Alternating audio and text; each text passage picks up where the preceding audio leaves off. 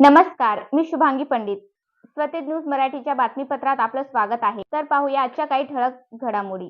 माझं नाव रवी रंगराव जाधव. मी राहणार रामेश्वर तांडा आहे. आज आम्ही अमर उपोषणला याकरता बसलेलो आहे की आमच्या गावातली काही जमीन काही एक मालकाला त्याचे नावे करून दिले, तर त्या हिशोबात ते कसं त्यानं नावे करून दिले, कोणत्या प्रकारे नावे करून दिले याचं आम्हाला लेखी उल्लेख पाहिजे. आणि ज्या कर्मचाऱ्यांना हे जे जमीन कोणत्या प्रकारे कर्मचाऱ्यांचे जमीन नावे करून दिली, तर त्या हिशोबात त्याला कारवाई केली पाहिजे. नाव नाव मिळालं पाहिजे. जोपर्यंत आम्हाला उत्तर आमच्या जमीन मिळणार आहे तोपर्यंत आम्ही अमर उपोषण उठणार नाही. याच्यामध्ये प्रशासनाला आम्ही दोषी धरणार की वारंवार आम्ही जाऊन तिथं एवढे अर्ज करून बी दिले तर या प्रशासन आतापर्यंत कोणती कारवाई केली नाही.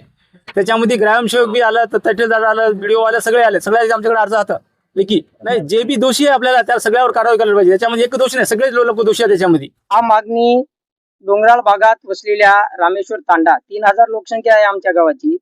हा मागणी आमच्या संपूर्ण गावाची आहे.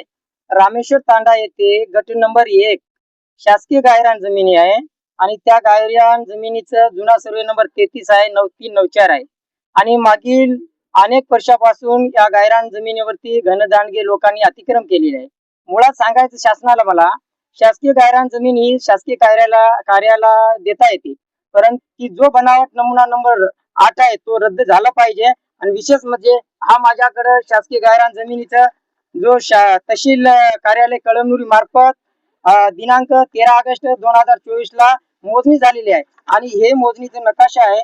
यावरती स्पष्ट लिहितात की 2 हेक्टर 11 गुंठे हा शासकीय गाय.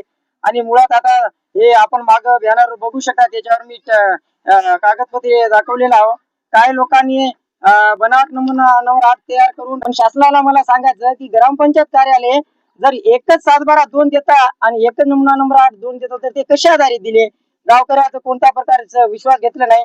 तर हा आमरण उपोषण एवढ्यासाठी आहे की तुम्ही बनावट नमुना नंबर 8 रद्द झालंच पाहिजे आणि दोषीवर कारवाई झालीच पाहिजे.